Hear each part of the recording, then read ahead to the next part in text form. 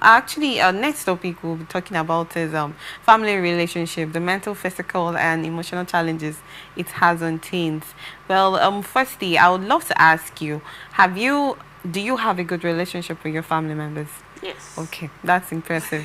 That's a good one. Family relationship is the connections and bonds between individuals who are related by blood, marriage, or adoption, including parents, children, siblings, grandparents, aunts, uncles, and cousins.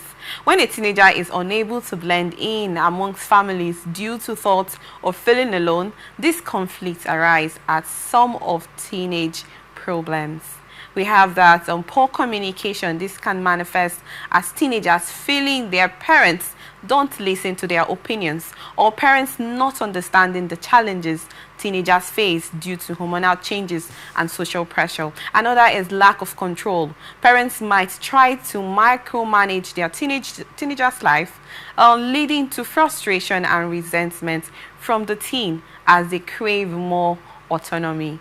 Differentiate in perspective. Teenagers may also have different views on issues like curfew, clothing choices, or social activities, causing clashes with parents who might hold more traditional beliefs.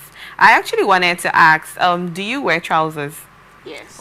okay. So it's not like it's your decision to actually, it's not your parents' decisions to decide what you wear. Because the other time I saw you, you were wearing skirts, right?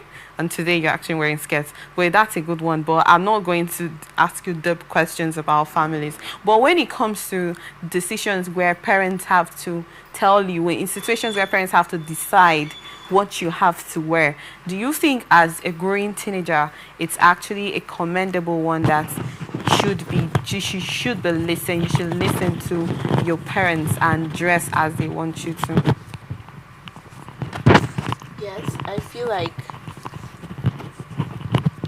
I feel like it is really, really important because your parents know better than you. Okay. So when they ask you to wear a particular way, they just ask you to dress in a particular way. They really know better. They know why they are asking you to dress like that. They know what they are trying to avoid. Okay. You may be feeling like, oh, they don't know the recent clothes. Yes, sometimes they don't. Because sometimes they say they are old school. They don't know Yes. what's really trending. But if you don't dress well, they will tell you like, if you go out and you're not properly dressed and then you feel like it's what is happening. Not every trend is to be followed. Not every dress pattern is to be copied. Some dresses are just not meant for a particular family, a particular religion, a particular Yes, cultural. yes. So you know where you're from, you know who your parents are, you're not meant to dress in a particular way. Okay. You don't even need them to even tell you. You're just meant to know. Okay. Why do you feel teenagers should be given the opportunity to make choices? I feel like they need, because it's a very, very important range of their life. Like during these years, they are still forming, they are getting a mind of their own. We are getting a mind of our own. And to be able to help us to explore that particular decision will help us to be able to know what to do in the future, help us to know, don't do this, don't do that, because we already experienced it during these years. It formed us for the tougher life ahead. Okay. Talking about family relationships, I actually wanted to digress on another aspect of family favoritism, where a particular parent likes or pays more attention to a particular child. Do you think that issue can affect the relationship between other siblings? Like sometimes I had one in my family. My dad was actually closer to my sister, so most times we'll tell her, please go and tell daddy we want to watch TV. We should change it to, we should tell him to change the news to Pastor or particular something, and oftentimes it works. He will listen, or when we want to eat a particular meal, we'll be like, we don't want to eat this. Please tell him you don't want to eat it. This is what you want to eat.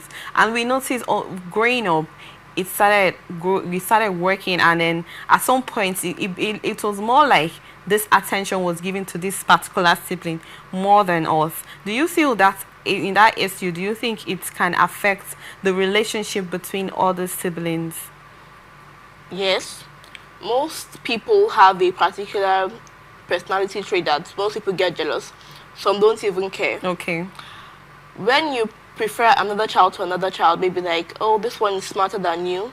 Copy their handwriting, copy their grades, or copy how they dress, copy how they carry themselves. The other child feels like they are suppressed, they are not important, you have to do a lot of mental and then yes, issues. mental issues, and it can also affect their confidence level. Yes, you affect their confidence level. Sometimes they don't even have the ability to speak outside. Some of them feel very, very intimidated, and then it brings them to some actually feel like they have to put it out on other people, like they just come out there forcing their voice to be heard. Literally, everybody is hearing you, but they just want to put that extra because effort, of what they are feeling at home. Okay. Yes. So I feel like it really affects the child. That's why there's meant to be no favoritism at home. Okay, so you're against that favoritism. Yes. It should be on. It should cut across every child in the family. But what can make a teenager? What other aspects do you think that parents should put in place when it comes to relationship between their teenagers? What do you think is the right approach a particular parent should put when they want to, because there's this thing about hormonal changes. There's another word we call youthful exuberance. Growing up, you want to be heard, like you talked about. You want your decision to be the stand. Teenagers, even right now, some will be like, I want to own a phone. I want to have this particular thing. I want to wear a bone straight wig when you're just 16. And some parents oftentimes actually does that. Do you think that parents should put their teenagers in a position where they have to be the one to make the decision for those teenagers? Well, I'll use my home as an example. Okay. Before you're given a phone, you have to have a particular academic level. Okay. That's why none of us are dull. And you're not going to use your phone for any sort of rubbish, because it's going to be monitored. My parents won't just carry your phone and just start going through it, but it's going to be strictly monitored. You're not going to use it for any stupid thing. While we got our phones, the phones were full of apps, like math apps, science apps. And then it's being monitored by your parents. So they're all studying medicine, so everything is monitored. You're not allowed to use your phone for an excess period of time. Okay. We all got our phones like 16 and above. Okay. If you need to call a classmate, maybe when you're like 14, 15, the classmates will be giving your parents' number. If the classmates need to reach you, they'll reach you through your parents. If your friends need to reach you, they'll reach you through your parents. Okay. Personally, I don't think some people are meant to be giving phones, because I feel like parents should give their kids phone based on that child's maturity. Level, okay. Because some teenagers are not mature enough to have phones. That's why they misuse it. Okay. Yes. Well, I wanted to ask, what can make a teenager not bond with the other family members? Because there are some families that they call them the black sheep of the family. Most times, not because they cause that most mayhem. They bring bad name to the family. They are the types that they want to be on their own. They don't want to be amongst every other person in the family. What can make a particular teenager not bond with family members? One of those reasons is when the family doesn't understand the person. From my own side of view, like when the rest of the family doesn't understand, maybe everybody is doing law and then decides to be an artist, and they don't understand that particular side of your view. Okay. They don't like to hear you out. They don't like to hear your opinion. They don't ask for your opinion in some certain matters.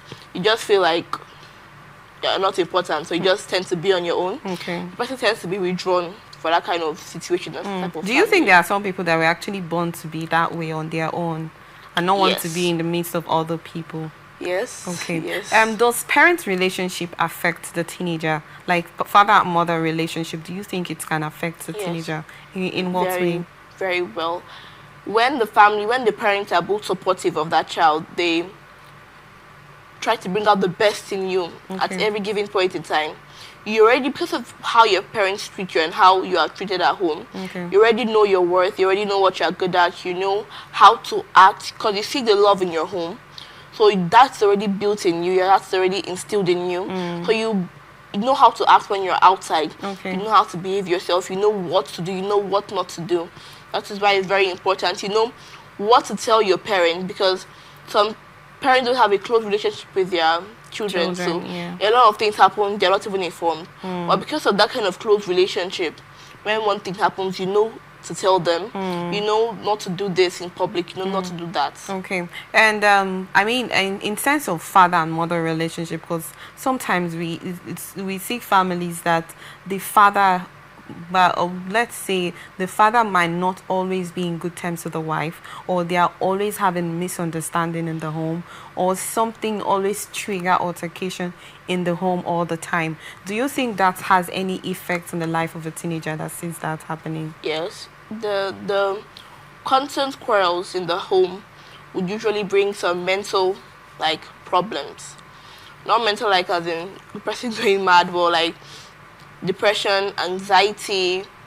Some children are not really, or some people are not really built for some noise or some kind of unhealthy environment. So it tends to really depress them. It tends to really mess with their mental health a lot. It tends to really make them feel a certain kind of way. So when you are always in a type of situation where you are always on the offensive or defensive, when you go out to meet other people, you tend to have a certain view of life. Okay. You tend to have a certain view that, oh, people are always like this, or people are always like that. Okay.